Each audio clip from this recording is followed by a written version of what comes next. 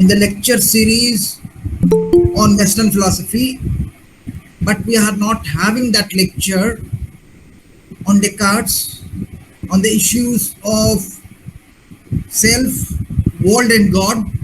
Well, rather, Philosophy Family, in collaboration with Wisdom Intellectual Forum Puri, is going to organize today or going to celebrate today the World Philosophy Day. Actually, it was on the last Thursday, but we got the occasion to celebrate today. That's why the normal schedule, the normal schedule of having the webinar series is not there today. We are having a celebration, and any celebration in Philosophy Family is always an academic celebration.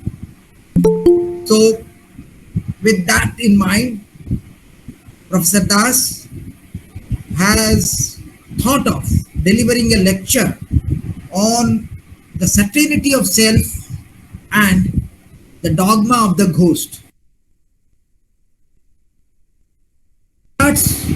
And Gilbert Ryle. So let's see how it goes. Well, the idea of ghost in the machine came to the mind of Gilbert Ryle, and also he thought of explaining what is called as a category mistake when he saw the self in the body. So he says to put in something that is conscious, in something that is not conscious is to commit a sort of category mistake. That's why he says Descartesian conception somehow commits this Cartesian fallacy, and that's why he sees a sort of ghost in the machine. So let's see how Professor Das looks into this issue. So, well, we are all late today because of the constraints in the workplace. So when Professor Das is a bit late, well, he has joined now. Now let us move to Professor Das for the lecture. Welcome, Professor Das. Please deliver your lecture.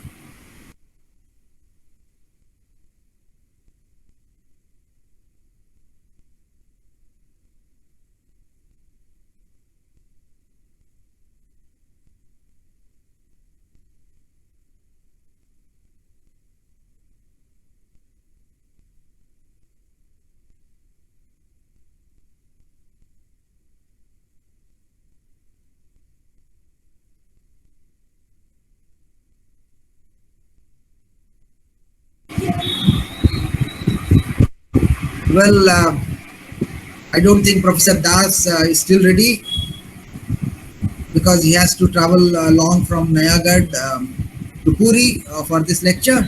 Well, so till he joins, well, let's see. Till the time he joins, let us have something on what Professor Das said during the course of his last lecture. Well, it was on Descartes, it was on cogito ergo sum and all that, and Descartes' methodology of doubt. So it was a topic that was discussed. So during the course of the lecture, Professor Das highlighted on 3-4 important things, and that is very worth for any sort of philosophical thinking. Number one, he said not to accept anything as true unless and until you are so convinced of it, or unless until you have some evidence to it or some justification in its favor. If that is missing, then simply don't believe something as true. So this is an important thing that he has said. Then the second thing Professor Das tried to highlight is in the methodology. As long as there is, you cannot go on with a belief pattern. Okay, There is a belief, you cannot go on with it. So you need to seek a sort of clarity. You should seek a sort of precision before any sort of acceptance. Now, Descartes, what he did is he was pondering about over the possibility of a very sort of certain knowledge. He saw the minds of great minds of, say, Plato, Aristotle, and many others. But but Descartes could not find even a single statement from the platform of philosophy which is quite convincing, which is self-evident, which is true, which like the way we have equations in mathematics, or we have equations in geometry. Say, for example, all the three angles of a triangle equals to 180 degrees. It is so convincing. Any sort of triangle we draw, the sum of the angles would be 180 degrees. Or say addition of 10 plus 10 is always 20. Whether we add 20 apples or 10 apples with another 10 oranges, the total will be 20. So whatever things that you take, that formal sense, that sort of certainty is somehow missing. Well, I see, I don't. Professor Das, when you attend, please just indicate me. Okay, so that I will stop and your lecture will begin. Well, so that sort of certainty was missing in philosophy. So this was quite disturbing for Descartes. So what he did, he took a sort of reductionist sort of philosophy. He wanted to reject everything that is doubtful. As I said, not to accept anything as true unless and until it is so convincing, unless and until it is so precise, unless and until it is so clear. So he started doubting everything. So the process of doubting it became a sort of methodology in the philosophy of Descartes. Now, this method of doubt, somebody may say, whether when you talk of doubt, whether it is the starting point or whether it is the conclusion of Descartes. Rather, you should be very much clear that doubt constitutes the starting point of Descartes' philosophy. And through doubt, he started doubting everything out there in the world. Now, through the process of doubting, he came to a point where he could realize that he should exist as a doubting substance, and he established his self. So that's how the cogito ergo sum has been established. I see Professor Das is there. He's getting ready. So, well, this was the message. Still a lot of things Professor Das discussed. Well, now Professor Das is available with us. Now, welcome, sir. Welcome, sir. Welcome. Now, carry on, sir. You carry on your lecture, sir. Thank you, sir. Over to Professor Das. Am I audible, sir? Both audible and visible.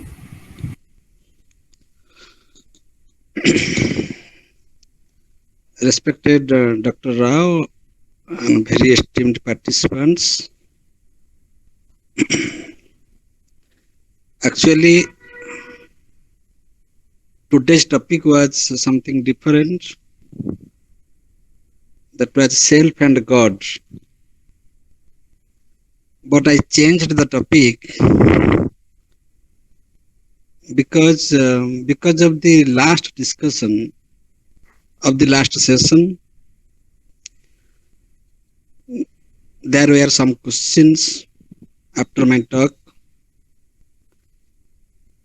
regarding Descartes' doubt, Descartes' method, Descartes' rationalism. Therefore, I changed the topic. We shall discuss about the existence of God in the next session. So we shall request God to remain silent now, because the doubt is not clear yet.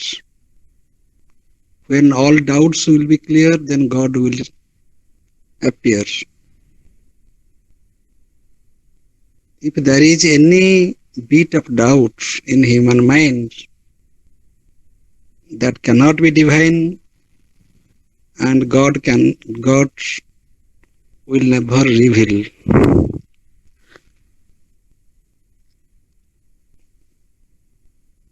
The question was that there is a transition from thinking to existence. I think, therefore I exist. So it seems that there is a transition from thinking to existence. How can we think? How can we establish existence out of thinking? I think that's all right. But how can I assure that I exist? So it seems to be an inductive transition. And there were also some other confusions regarding Descartes' method. So we shall take Gilbert Ryle, who is the best critic of Cartesian philosophy, who said that there is no such mind, there is no such soul, and that is better we may call that is just like a ghost in the machine. That means human body is just like a machine. Human activities are the activities of a machine. And there is a ghost in the machine. So whatever we have created, philosophy, science, religion, technology, literature, and now we are discussing about critical thinking, linguistic analysis, all are the products of a machine. All are the products of that ghost. Why did Gilbert Ryle say so? Not only Gilbert Ryle, many empiricist philosophers, they claim that in order to claim the existence of anything, we have its address. We should have its address, we should have its location, and that location must be in a space. That means if you claim the existence of a matter, then there is no problem because matter exists in space. Matter has a locus, matter has a location, matter can be perceived in a particular space. But mind does not exist in any space. Therefore, mind has no address. Soul does not exist in any space. God does not exist in a particular space. These are all addressless or orphan realities because they don't have any address, they don't have any location. They are only imaginations. They are only myths. They are only speculations. They are only philosophical entertainments. As a child plays with different types of dolls, similarly we can entertain when we are feeling bored with the concept of a God, like different stories. So this is a human tendency to speculate a substance, to speculate a source of the process. But what is the matter of fact? What is the real fact with us? What is the real experience?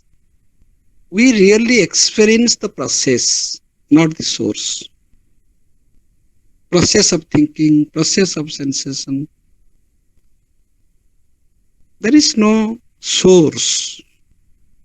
The source is an imagination, any idea, any debate, any conclusion, any assertion about the source as a substance, that is our imagination, our speculation. This is the claim of not only Gilbert Ryle, of many empiricist philosophers. That means material existence is the only existence. Therefore, he made a distinction between mental and mind. We should not confuse mental with mind. We should not confuse the psychological process with a substantial source.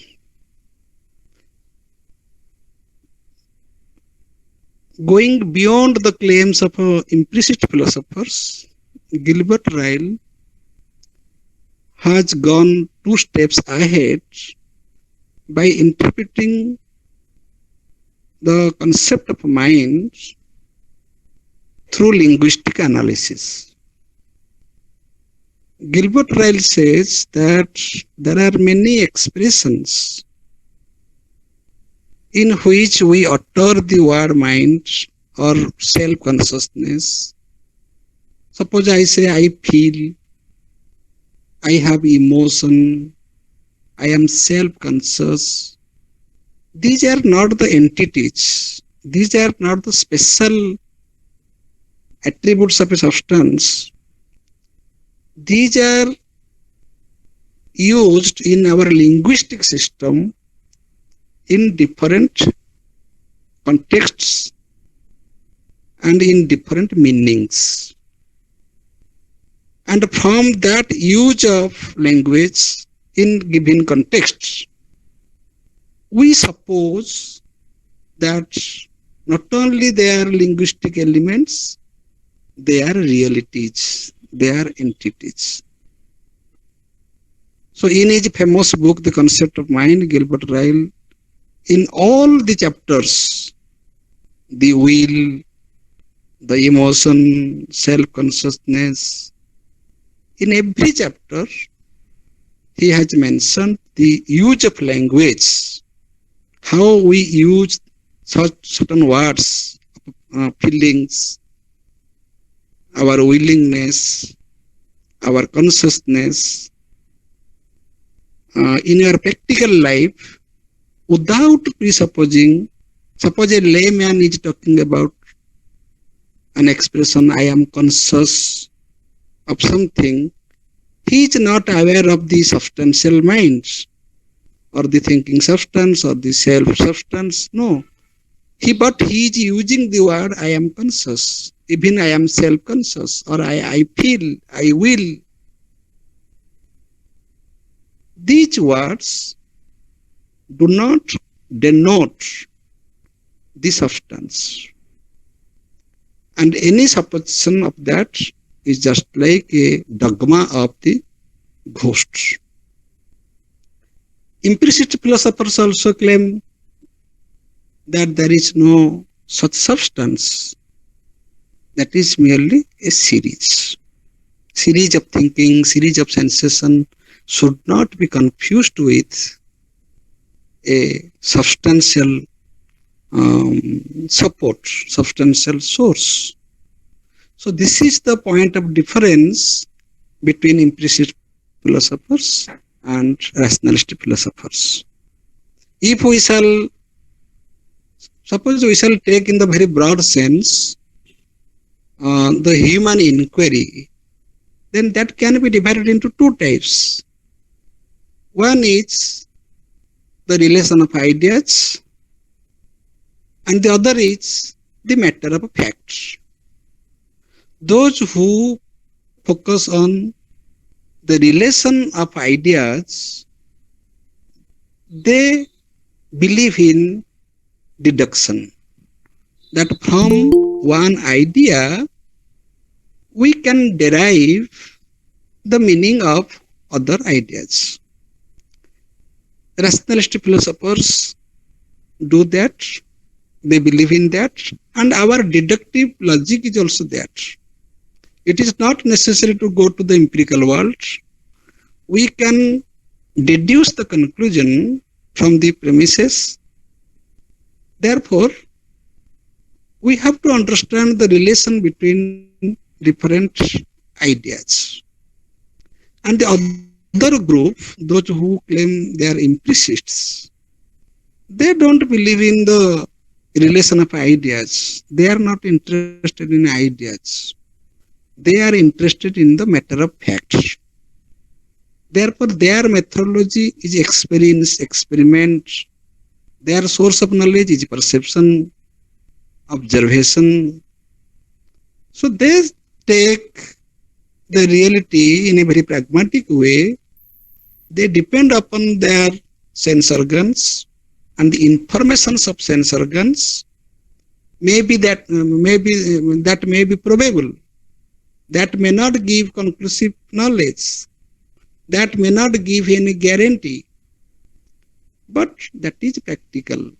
That is readily available with us. I saw something and I claimed that. Whatever I see, I claim. To be is to be perceived. Whatever is not perceived, that should not be claimed to exist.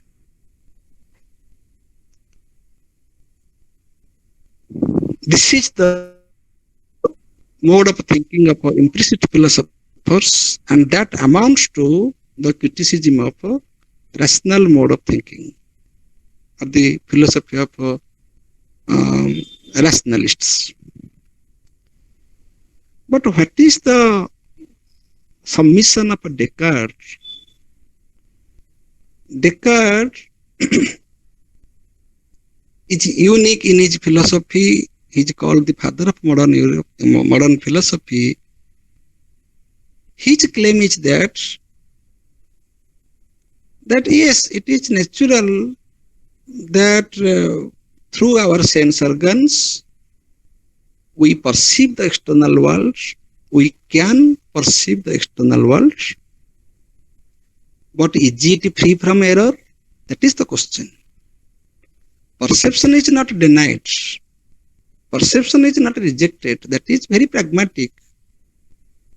In that sense, so far as perception is concerned, so far as experience is concerned, man is equal with animals. Animals perceive, human beings perceive.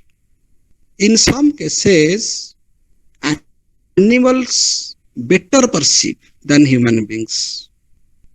In some animals, some sense organs are more active, more sophisticated, more organized.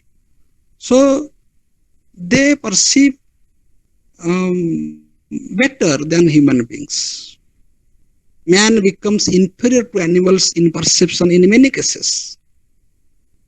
What animals perceive, we may not, we cannot. So far as the perception is concerned,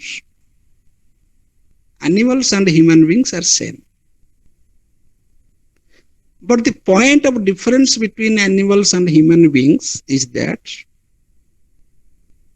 human beings can make judgments, can have intuitive knowledge, which animals can't have.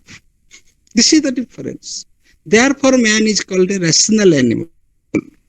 Rational animal means man has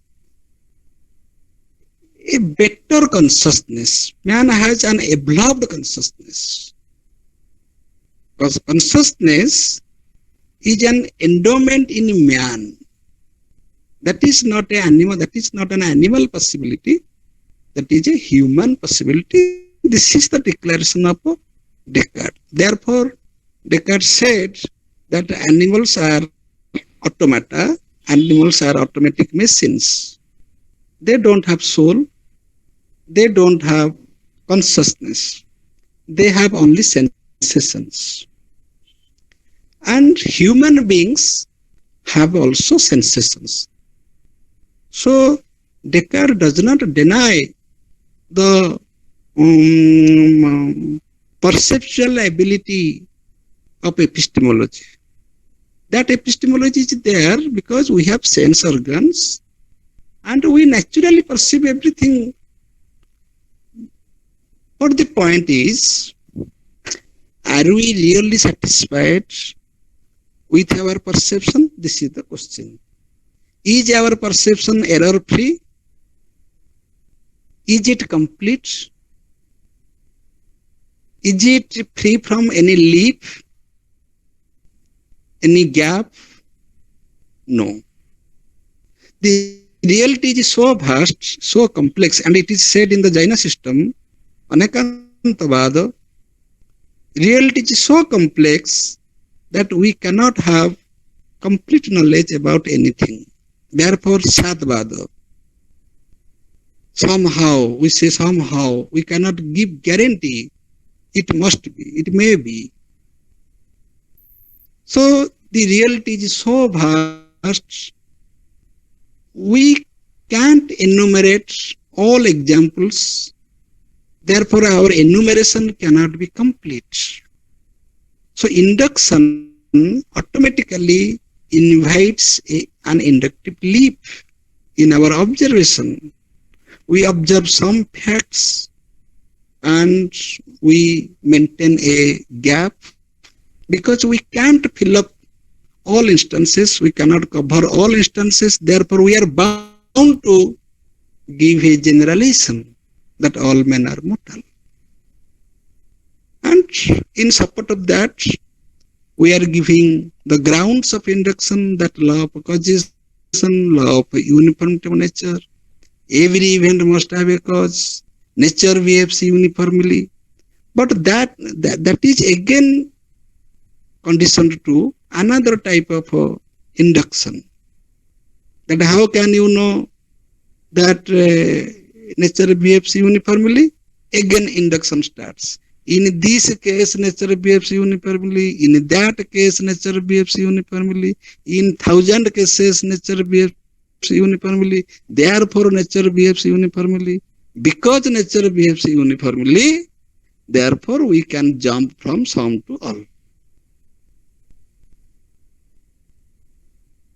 In this case, if this event has its cause, if this event has its cause, this event has its cause, and we finally say that law of causation, law of uniform nature, they are the grounds of induction, and on the basis of these grounds, we manage to say we compromise with our empirical knowledge. Because we have no other way, and the entire science is that. Therefore, science always ends with a probability, and science is ready for that. If any revision will come, then science is ready to edit it, to change it, to accept the change. Therefore, Descartes said, is there any knowledge which is error-free? Is there any starting point which is free from any error, which can be accepted as self-evident, that there will be no need of external world or external instrument to make it evident? It is, how can it be self-evident? This is an attempt of Descartes to the entire world. He made his intention is that, and he said that it is only possible in mathematics and geometry. It is only possible in mathematics and geometry, because in mathematics, all the equations, we have a relation between the ideas which cannot be doubted, which are taken to be granted, which are self-evident. No third party is necessary to make the statement or expression evident in mathematics and geometry. No third party is necessary. But in induction, a third party is necessary. That third party is the grounds of induction. Otherwise, we can't jump from some to all. Some cases this happens, so in all cases this happens. So the third party is invited that yes, we are witness that I am Mr. Law of Uniform Nature and I am Mr. Law of Causation. We give guarantee of this generalization. And many times we commit the error of illicit generalization. And other types of perceptual errors are also there, like illusion, hallucination. These are also perceptual errors. That means, and this is also a very clear picture in philosophy, that is the picture of distinction of truth and appearance. Many philosophers, Immanuel Kant, Bradley, many great philosophers, they are discussing about truth and appearance. That whatever we perceive, also in Indian context is Vedanta, whatever we perceive, that is only appearance. That is not real. That means our empirical knowledge is the knowledge about the appearance, not about the reality, not about the truth. Because it is dependent upon many conditions. And one of the conditions is our own sense organs. There are other conditions also. For that, we claim that our perception is only the perception of appearance. We never speak of truth through our sense organs. Even empiricist philosophers, they have also rejected. They have also rejected the reality through the perceptual knowledge.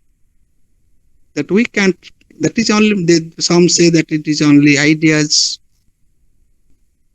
We shall discuss that later on. So Descartes' intention was not to be a philosopher, not to be a father of European philosophy or modern philosophy. His intention was very simple. His intention was to speak something to satisfy himself as a man, that something I shall say which I can speak without any error, without any doubt. Therefore, Descartes started his philosophy from some principles. Cogito ergo sum is not only one principle. There are many principles Descartes has declared. That means Descartes, as mathematics is based upon many axioms or equations, there are many rules by which we do mathematics, and there are many rules in geometry. Similarly, Descartes tried to discover, to rely on some basic principles. And for this discovery and for this method, Descartes is famous. Descartes, besides cogito ergo sum, another beautiful principle what Descartes said, that is, no non-existent can have attributes. This is a very beautiful declaration of Descartes. Whatever is non-existent, that can't have any attribute. What implicit philosophers claim? They are satisfied with attributes. They are satisfied with attributes. But Descartes says attributes are there means there must be something of which these are the attributes. You can't start with attributes. If you claim of qualities, then you must admit its source, qualities of something. Otherwise, it is a mere contradiction. Speaking of qualities, without accepting the substance of which these are qualities, it is simply a contradiction. Such type of a philosophy should not be entertained. And no thought process can start committing this mistake. No existence, whatever is non-existent, that cannot have any attributes. There are attributes means there must be an existent substance. That is not an imaginary substance. That is an existent substance. If attributes exist, then the substance must exist. This is a principle. John Locke also said that. John Locke also said that I know not what. I know that there is something which is the substratum of these qualities, but agnostically he says that I know not what, but I can't describe it because my perception does not reach there. But logically we can speak that there must be a substance of which these are the primary qualities. Primary qualities are there means there must be a substance. This is a principle. Descartes took it as a principle. Gilbert Ryle said it is a category mistake. It is a category mistake means everything is mechanical, everything is bodily, everything is the reaction of body. Everything is chemical. Everything, every emotion, every feeling can be explained biologically. These are the biological reactions. So don't make such a category mistake, making two separate entities like this is body and this is mind. Gilbert Ryle came after Descartes, that's all right. But we discuss Gilbert Ryle first, then we speak of Descartes. Descartes is claiming that if there is a process, if there is an attribute, if there is any reaction, then that must originate from one source. There is no attribute without substance, or anything that does not exist that cannot be claimed to have attributes. If you are claiming of attributes, if you are claiming that attributes are there or any mental processing is there, then there must be a source.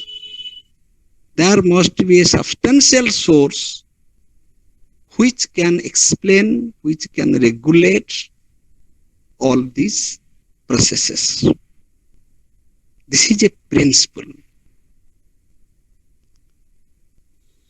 So I think therefore I exist. What this is another principle. I think therefore I exist. Descartes has taken it as a principle. This is not a deduction. Because there is a word therefore, we should not take it like it is neither a deduction nor an inductive transition. It is not a deduction in the sense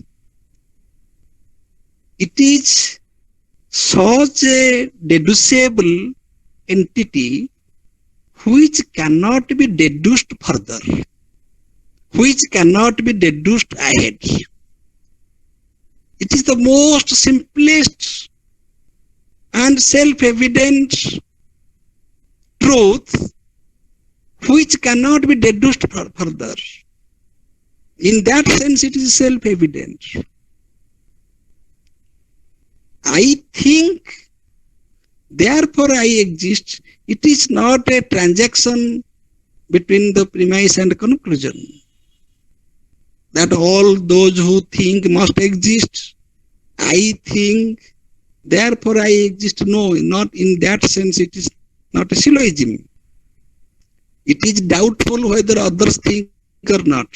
Descartes is not debating about that, whether this man thinks or not, or that man thinks or not. Descartes claims that I think because if I deny, if I reject that I do not think, then I should remain silent. No philosophy, no debate at all. Even don't say that it is a ghost in machine. If you are claiming that there is a ghost in machine, who is claiming that? Who is criticizing Descartes? Your all thoughts are only attributes, and it must have an existent substance. Therefore, Descartes also said there is a difference between mental and mind. Gilbert Ryle made this distinction. There is a distinction between mental and mind. Descartes also said there is a distinction between mental and mind, but intentions are different. Gilbert Ryle is saying everything is mental, there is no mind, mind is a ghost. Descartes is saying because there is a mind, there are mental activities. Mental activities should not be confused with the mind. Mind is the substance and thought is the attribute. Thought is there means there must be an owner of thought. Empiricist philosophers claim there is only thought, there is no owner of thought. Because the owner is not located in a space, because the owner is not visible, because the owner is an orphan, he has no address. We don't find his address, therefore he does not exist.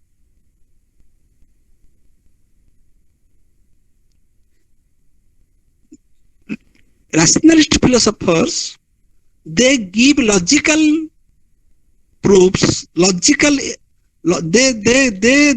speaking logically, mathematically, by principle, that you can't claim the attributes without claiming the substance. This is the difference. Empiricist philosophers claim that attributes are there or processes are there, irrespective of the fact that whether there is substance or not, it is doubtful. Locke said, I know not what. Berkeley rejected, Hume totally rejected. Gilbert Ryle said it is a ghost. But rationalist philosophers claim if you find a child, the child must have parents. Because without parents, there this child is not possible. If you see the qualities, there must be a substance. If you see the attributes, there must be a substance.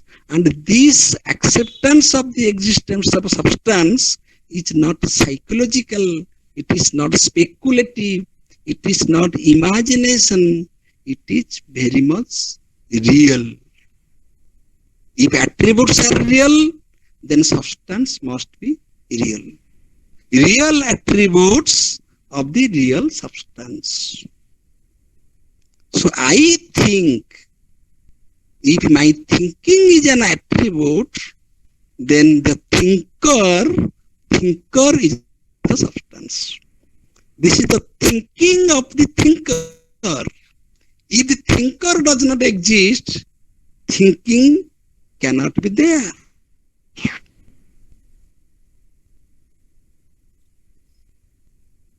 In many,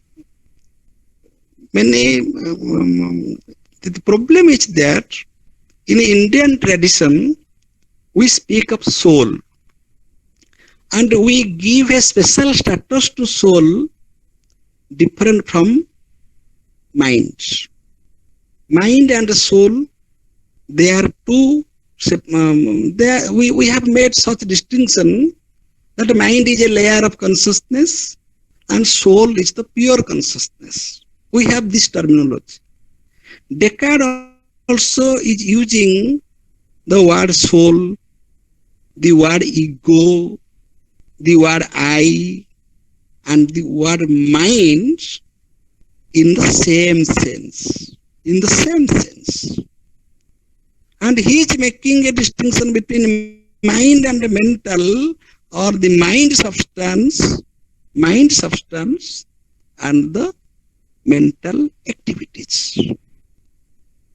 The mental activities should not be confused with the mind, which is the owner of the mental activities, and that mind is equated with ego, or in some sense we can say that it is soul.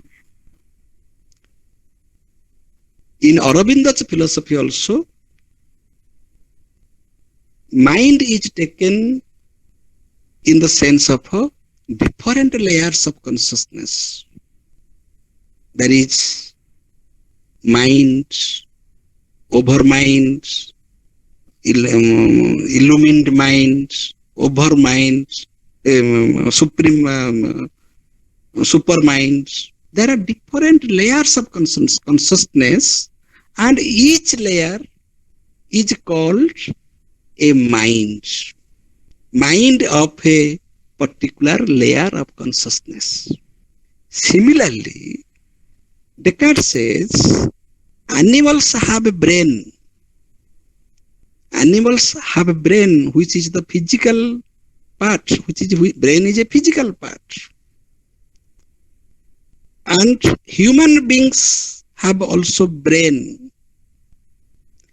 They do perceptions, and to some extent animals and human beings are aware of, not conscious of, because Descartes is denying that animals don't have consciousness, but they are using their brain, and to some extent animals and human beings are same, but animals have better privilege having a sophisticated brain who is conscious. That is, the layer of consciousness is better in human being. So that we should not ignore when we are discussing about Descartes' philosophy. Therefore, Descartes has clearly made a distinction between animal and human beings in a very, in a little bit rude sense. But in our Indian tradition, we claim that animals also have consciousness, plants have consciousness, and even the stone has consciousness. Consciousness is there in everything. This is our Indian philosophy or Indian claim. But Descartes says, no, as a human being, I experience that I have intuitive knowledge. I have intuitive knowledge means I have some ideas. Some ideas occur to me which does not need the external world to make it self-evident. It is self-evident. I am the owner of such ideas. And Descartes called these ideas are innate ideas. Some innate ideas are there in my mind. Intuitively, I have possessed it. Intuitively, I can understand such ideas. I have the idea of infinite. Infinite is not the sum total or sum total of the finities or the negation of the finities. This is a very misconception. The idea of infinite cannot be attained by negating anything finite or by totaling, by summing up all the finite things. The idea of infinite is an intuitive idea that I can understand. Similarly, I can understand so many principles without having any empirical evidence. For example, I think is intuitively known to me that now I am speaking. Now I am speaking means I am thinking, because I am thinking what I am going to speak. I am organizing my thoughts. I am composing language, words. I am jumping from one sentence to another because I am not now reading any script. I don't go through any script. No script is before me. I am speaking directly. That means I am speaking. That is one activity, but behind this activity, there is another activity that I am thinking. So I am thinking is most fundamental. Therefore, the existence cannot be ascertained by any other physical function that I am speaking, therefore I exist. No. I am walking, therefore I am exist. No. I am sleeping, therefore I exist. No. But intuitively I come to know I am thinking means I must exist. Why? Because all other activities can be explained by my thinking. Why I am speaking? Because I am thinking. Why I am doing so? Because I am aware of this. I am conscious of this. I am thinking means I am conscious. So, I think, therefore I exist. It is not a transition. I think means I exist, which is known to me without any deduction, without any induction. Intuitively, suppose I close my eye, I cannot reject this idea that I think, but I don't exist. My thoughts are there, but there is no source of it. Nobody is watching it. That means we are all machines. So by declaring the ghost in the machine, Gilbert Ryle made all human beings ghosts. Ghosts are doing philosophy. Ghosts have become scientists. Ghosts are making analysis. Who is analyzing? Who is using language? Who is understanding the meaning of language? Who is criticizing? Who is saying that this is a ghost or certainty? Who is philosophizing? So this is a great problem, and that leads to purely selfish attitude, that leads to a materialistic attitude.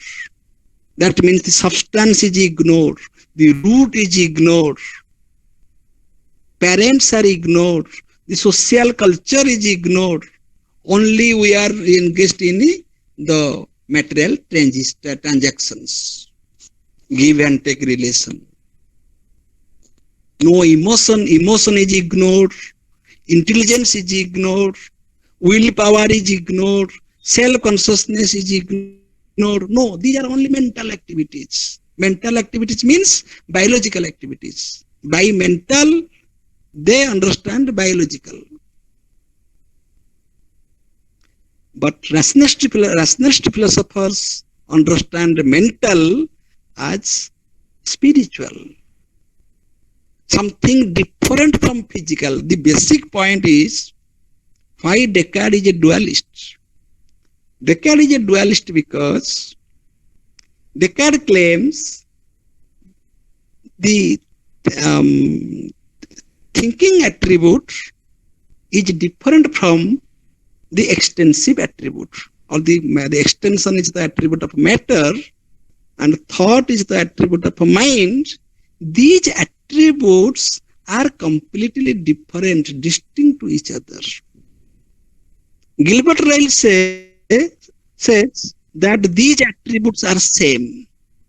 Thinking attribute and the attributes of matter or any physical reactions, activities, they are same. So we should not make a category mistake. But Descartes becomes a dualist. Descartes clearly made a distinction between physical activity and mental activity. Therefore, he said that body and mind, they are two entities. They are two substances. They are two substances. Maybe subsidiary substance, and Descartes has accepted God as the absolute substance. We shall discuss that later on. But Descartes is accepting body and mind as substances. They exist. Because they exist, their attributes exist.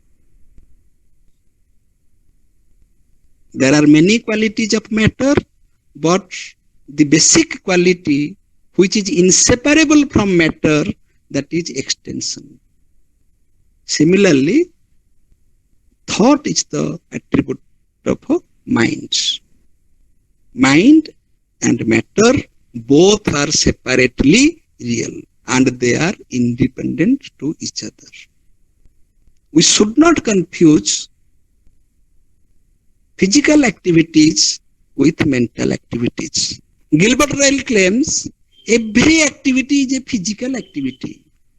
All our psychological activities are nothing but our biological activities, number one, and all these activities can be communicated, expressed through the proper use of language. Descartes is claiming, no, we should not distinguish, we should not confuse physical activities with mental activities. And this is the concept of a man according to Descartes. Who is a man? Man, and who is a man? And how man is different from animals?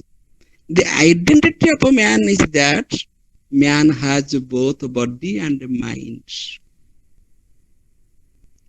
How man is different from animals? Animals have only body.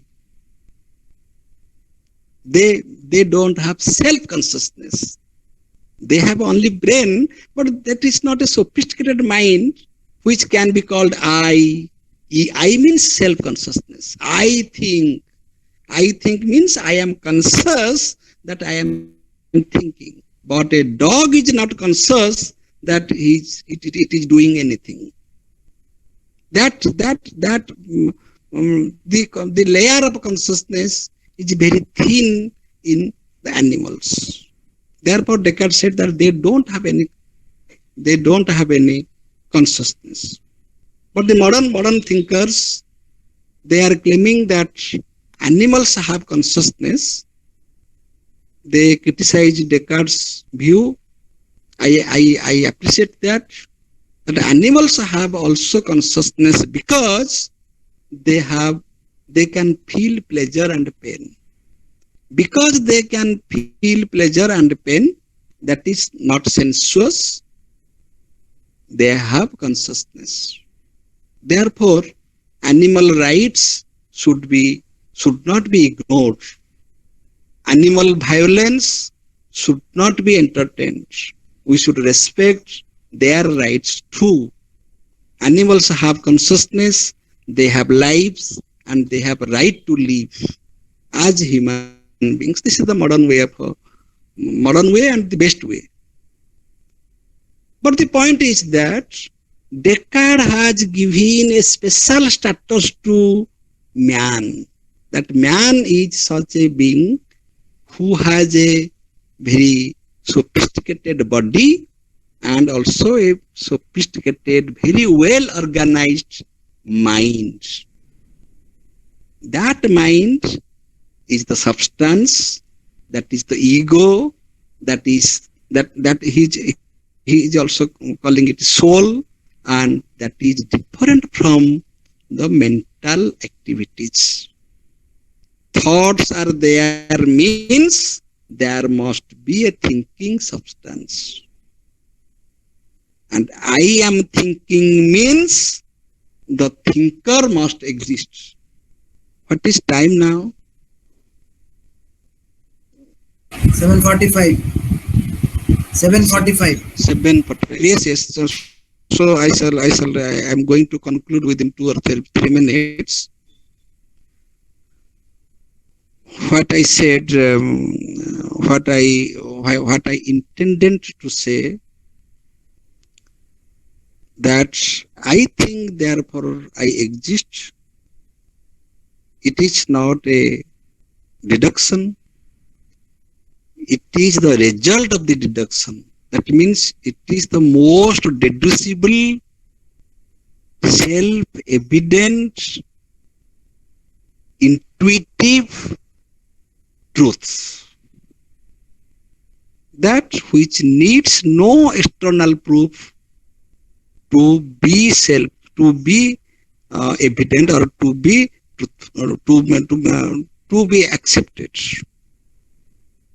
I think therefore I exist. This is one principle, and the other principle is no non-existent thing can have attributes. And he has also other principles that every event must have a cause. We shall discuss that when we shall try to prove the existence of God, and from the causal argument and ontological arguments. There are so many principles. So Descartes' intention is that we know that we experience the external world, but that can be doubted. That is not free from error. We should have such an instrument of knowledge which is absolutely free from error, which is intuitively true, which is intuitively cognitive, which is true for all, which nobody can deny. I think I exist. This cannot be denied by anybody else. Therefore, it is universal truth. If anybody denies, he is cheating. He is telling lie. That I think, but I don't exist. So this is the most fundamental truth. From that, Descartes is trying to deduce the other truths. Therefore, rationalist philosophers believe in the relation of ideas. From one idea, we can deduce the other ideas. So it is not necessary to write volumes, to speak volumes. Speak that much about which you are sure, about which you have no doubt, about which you have no confusion. And that is possible if we take the help of mathematics or geometry in philosophy. Thank you.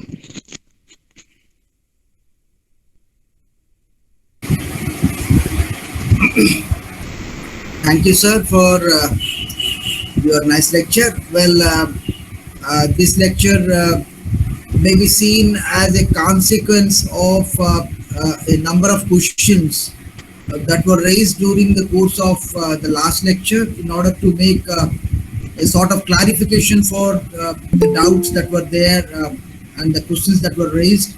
Professor Das tried to address this lecture, wherein he tried to make a distinction between the relation of ideas and the matters of fact, wherein he has clearly hinted out that the rationalists are more concerned about the relation of, among ideas and not the matters of fact. Now, this is one thing that he tried to make sure, and then he made a distinction between mind and the mental. As he said that mind is a substance. He takes mind as a substance, and he takes thought as the attribute of the mind, and that constitutes the mental. So, whenever there is a thought, as he said, there can be say no, there cannot be anything say without an attribute. So they can say no attribute without a substance. So when thinking is taken as an attribute, then it must imply a thinking substance, which he calls the mind. Number second clarification that he makes it, and the third point that he tried to see is the questions that were raised last class was on the distinction between the mind and the soul, and he has tried to assert here that Descartes somehow mixes both, because mind, as Professor Das explained, that it is a layer of consciousness, and soul, when it is taken, it is pure consciousness. So distinction, he tried to make it clear, but still certain problems do arise, and there are also certain questions in the chat box. So the problem when you base thinking, the attribute, to move to the substance, the thinking mind. The thinking mind is the substance. From thought, as you said, it's the attribute. Thought is the attribute. From thought to the substance.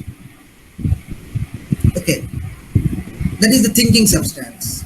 Well, but if you take this way, well, another problem I could see has been solved. The same way, the external world, having the attribute of extension, has a material existence. So that way also, if we take this formula, that no attribute without substance. If you give primacy to the attribute, then we can prove the substance, may it be mental or may it be physical.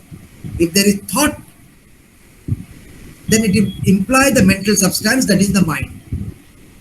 If there is extension, it would imply the material substance, that is the body. So very beautifully said, and this assertion, very important. No non-existence can have attributes, or in other words, no attribute without substance. So this is another addition to the last class, which would really help to get rid of many doubts in our minds. Well, if you look into the chat box, well, Smriti Rekha, she has a long description. Well, the first part, well, she says she talks of the mental activities, the relation of ideas, the relation among ideas. Now she says, when you talk of the mental activities, is there a definite methodology for knowing the mental activities? Is there anything that knows these mental activities? As you said during the course of the last class, there is a witness.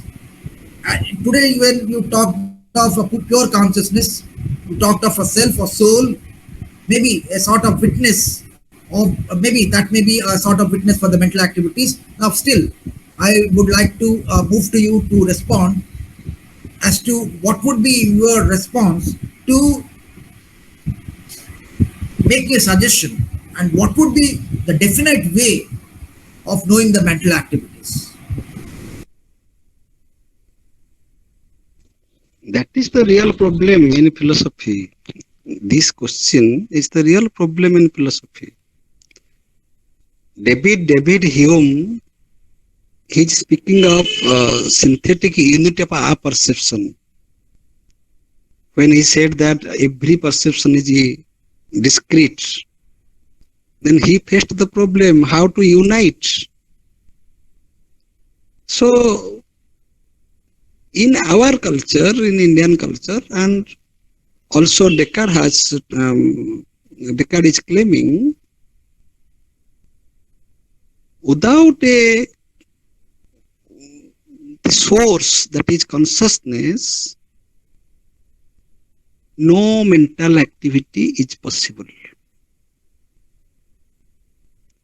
Because every mental activity, it is a deliberate decision.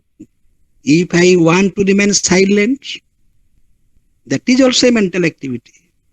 I shall not speak anything. I shall not react. I shall remain silent. Not speaking anything, not doing anything, simply remaining silent is also a mental activity. So there is a remote controller who is making a deliberate decision to be engaged in different mental activities. If we reject this view, then we are all mad persons. As mad persons move in the street, they speak to themselves, they laugh to themselves, they do not know their mental processes. We are just like, and we are ghosts.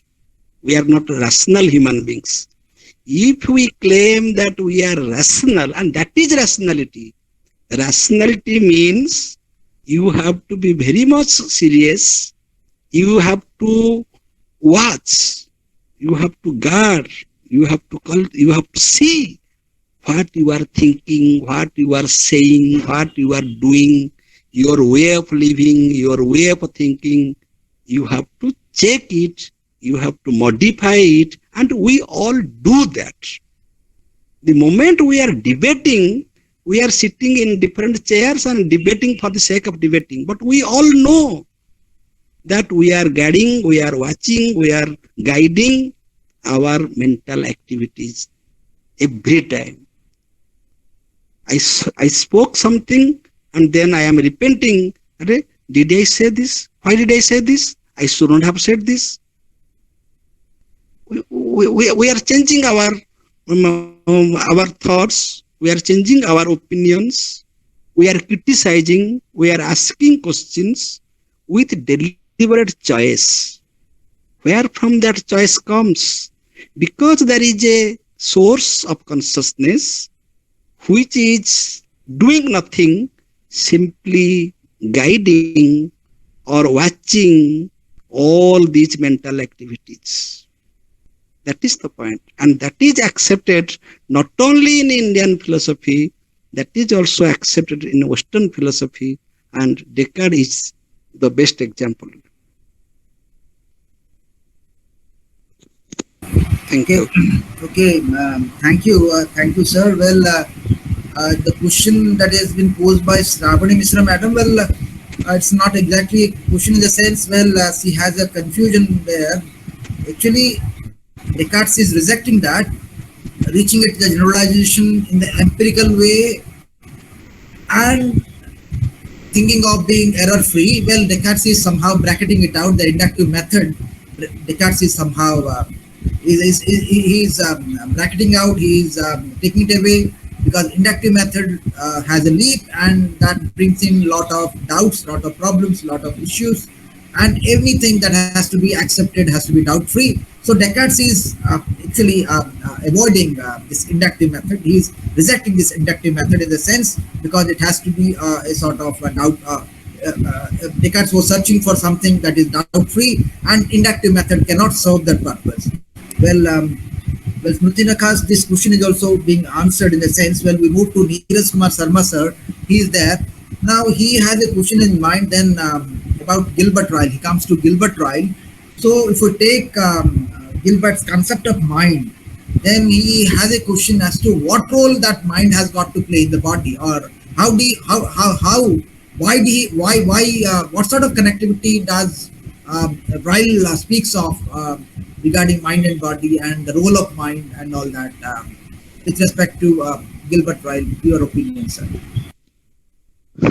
Gilbert Ryle does not accept the role of a thinking substance. That is his contribution.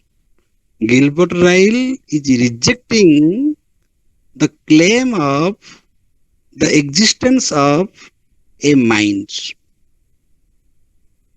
And that mind is a ghost. If we suppose that there is a mind, it is satire. It is a satire. That mind is a ghost. Then what is meant? What is mind?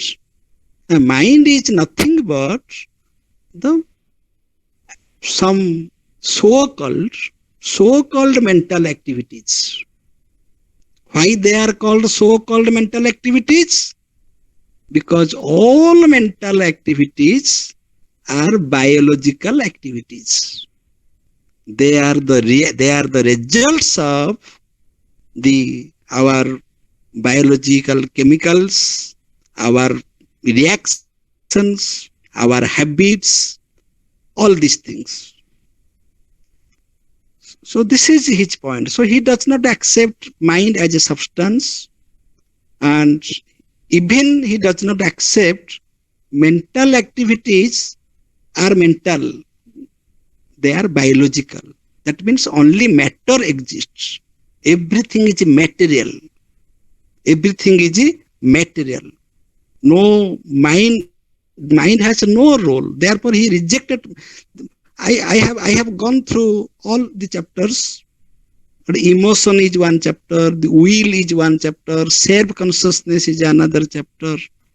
He is not accepting. We think that because man has a sophisticated mind, very cultured mind, man has emotion, man has willpower, man is self-conscious. Gilbert Ryle does not accept. Gilbert Ryle says that these are only concepts which we use in our daily life in through different types of expressions. In our language, we use certain words. I feel. When we say I feel, suppose one sentence I say, I feel very bad. That does not mean that I have a mind, and through that mind, I really feel. No. This is only a verbal expression, and this is a verb, and I am in habit of using that verb, and it is well communicated between two persons. Everybody knows this convention of this use. So many times we use certain words. I feel, I love, etc. That does not really indicate or denote any mental substance. That is his contribution. But Descartes says there is any mental activity means it must be backed by a thinking substance. Without a mind, no mental activity is possible. In very briefly, I am saying Gilbert Ryle is claiming all so-called mental activities are physical. Descartes is claiming physical is physical, mental is mental. Mental activities should not be confused with physical activities. So Gilbert Ryle followed the principle of reductionism. He reduced all mental activities to the physiological activities. That everything is physical. human existence is physical. Okay, but Descartes gives the status of a mental existence, that man is different from animals and plants because of a very privileged possession of a very sophisticated, self-conscious, intuitive mind.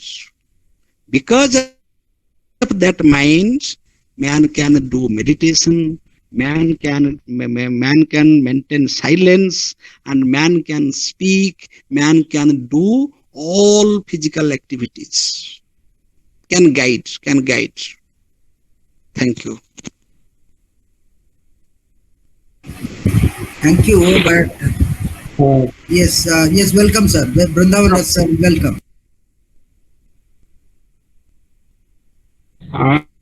very much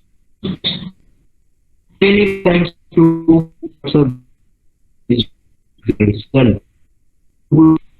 Society personality. Sir, you're not properly audible, sir. Sir, you're not properly audible.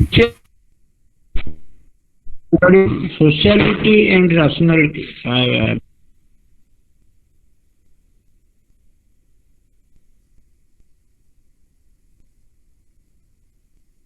Professor Das, are you able to hear what No, Brindavan, no, sir, what's said? no, not audible properly. Am I audible now? Hello? Yes, sir, yes, sir. Yes. Carry on, sir. Hello? Carry on, sir. Now audible, Yes. sir. Now audible. That sociality and rationality, these two qualities are very much intrinsically related in peculiar human being. Once, about 20 years back, one of my friends, in course of talking, told that I think all are social, but human beings are only rational. All are social, he meant by that even animals are social. But it's not the truth. Animals are gregarious. Animals, they live in groups, and they do things, the activities very naturally, that is instinctively. But human being is rational. When Descartes gives importance rationality, rational thinking being, rational substance, as in Indian thought, I mean Brahma Sutra, there are so many denotative terms are there, like Anand, Akash, and so many things like that. These are all simply denotative terms. So substance is something, thing is something which we very much used to talk about when we do not mean exactly what matter is. When we say something in matter, matter is different from spirit, as you understand. Do not mean always when we say that thing or substance. So when Descartes means, I don't say that to confuse you, Indian thought and the Cartesian thought or the Western thought. I do not mean that. But then this thinking, as Dr. Das has pointed out very emphatically, that thinking substance and substance are matter, they are different things. But I see that even self or soul, they are being used even in the interpretation, even in the dictionary of Cambridge philosophy dictionary, and many others, and there are 100 years philosophy book is there, which was published by Pune University and all that. I find that the soul or self, they are being used to mean that thinking substance. But then, what Professor Das pointed out, that there is difference. There is difference between this ghost episode of Ryle and here the Cartesian philosophy of thinking substance, which is implied from the attributes. And thank you very much, and thank you, Professor Dr. Rao. Thank you, Professor Das. Beautiful talk, beautiful presentation. Thank you all. Thank you, Professor Rath. Well, over to Professor Das to respond. I agree. I agree. I agree. I agree with Professor Vrindavan Rath sir. Yes, I told that in Indian philosophy, in Indian culture, matter and spirit are not different. But according to Descartes, this is Descartes' view. So there are monists, there are dualists, there are pluralists, there are also spiritual pluralists, like we shall discuss Leibniz, that every atom is spiritual. So mind and spirit, they are one and the same. It is said by also Sri Aurobindo. Okay, but Descartes is speaking, and both physical world and metaphysical world, both material world and the psychological world. He has made that distinction. Because we are discussing about Descartes, we shall justify his thought.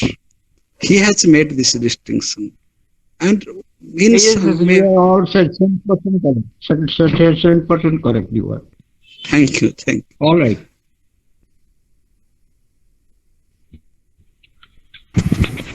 Yes, thank you, Professor Rath and Professor Das. Well, there is a question by Shravani Madam. Well, it's a natural question. Now, what would be the status of when Gilbert Ryle is negating the mind, when he treats the mind as the ghost and the body as the machine? Now, well, even though if that gets acceptable, now the question comes to anybody's mind is, what would be the status of brain then? How far Gilbert Ryle addresses to the issue of brain, and how the various factors, say the desire, the sense of love, and all those are explained in physical terms without the ghost that Ryle is talking of. And that is the tragedy. That is the tragedy. I don't agree with Ryle, because that will condemn any sense of spirituality, sense of love, compassion, sacrifice, fellow feeling. Gilbert Ryle says all emotions, willpower, love, compassion, everything is physical reactions. Brain is also a physical counterpart. It is a physical part. So man has no love, no compassion. As we are highlighting love, compassion, sacrifice. So Gilbert Ryle does not agree with this. He is making everything physical. Therefore, he is saying that there is no mind as a substance, and he is shattering that it is a ghost in a machine. That means the human body is a machine, and mind, if at all there is a mind, it can be compared with a ghost. Okay. Okay, Our thank you. Well, you are the basic purpose was to take deal with Descartes, and you are very much consistent with Descartes. Well, you took the other side to look into the issue from the other side too by taking Ryle. Well, it's a good attempt, but one question still persists in my mind in the Descartesian context. Well, from thought as an attribute, we move to mind as a substance. This transition is okay. But then somehow during the course of your lecture, well, it is also original to Descartes, he equates somehow, he makes a transition again from mind to the self. Now, when you talk of, you see, when we take, he's not talking of the psychophysical organism, he's making a transition from mind to self, or somehow the distinction between mind and self are not made somehow. So that transition, how can we explain? Please, sir. No, some self, what is, by self, what he means, that is important. By self, he means the conscious mind. Mind has two parts. Mind, that is mental activities as the attribute, and the conscious mind, who is what is conscious of all these activities. That conscious mind, sometimes he calls ego, sometimes he calls I, sometimes he Yes. calls soul, sometimes he calls like that, self. Right. That is the point. But in our culture, we have a very clear distinction between soul and a mind. Okay. But this is a logical entitlement. So that's, you see, this is what he meant to, what he was doing, and logical entitlement. That from thinking attributes, they imply the existence of a thinking being. Very nice, very nice. Yes, sir. Yes, sir. That Yes, sir. all soul, whatever it means. Yes, sir. Very Yes, good. sir. And this is also common sense. This intuitive knowledge means common sense. Whatever Mm. is known to me intuitively, it cannot be known. Descartes also said, I am reading one of the best books, that is Falkenberg. I collected that book from my library, and you will go through that book. That every sentence is a quotation. Every sentence is a quotation. There he says that true knowledge cannot be attained, cannot be communicated to anybody. That is known intuitively, and that is common sense. Whatever is known to you intuitively, that is not philosophy. That is very native to your consciousness. So there are some Yes. principles which cannot be doubted. That I think, that cannot be doubted. I doubt, Okay. that cannot be doubted. I exist, that cannot be doubted. Every attribute has its substance, that cannot be doubted. Every event has a cause, that cannot be doubted. So there are so many principles we shall go through. Thank you, thank you. So if there is no other question, we shall conclude. Okay. Thank you, Professor Rath and Professor Das for the final remarks on the subject. We'll begin 8:15. We should close the session. Thank you, sir, Professor Rath and Professor Das, Professor Sravani Mishra, Madam, and all others who raised questions. Smriti Nayak and all those, Deepak Behera, well, he's there. Well, everybody who are connected with this webinar, I should thank well. The formal thanks of vote of thanks would be given by Swarnalata Tripathi Madam. So over to Swarna Madam for proposing the formal vote of thanks. Over to Swarna Madam. Pranam to everybody. Happy World Philosophy Day. On the eve of World Philosophy Day, we met together and participated in philosophical discussion. Today, Pramod sir delivered a talk on the certainty of self and the dogma of ghost. Very beautifully. There is a long history of debates about the status of mind. Many suggest that mind is myth and compare it with ghost. Others suggest that mind is only a series of mental activities. And many others suggest that mind is a layer of consciousness. We thank Pramod for his beautiful presentation. We thank Dr. Rao sir for his beautiful coordination, moderation, and his lucid synopsis. His contribution behind the success of all programs are really praiseworthy.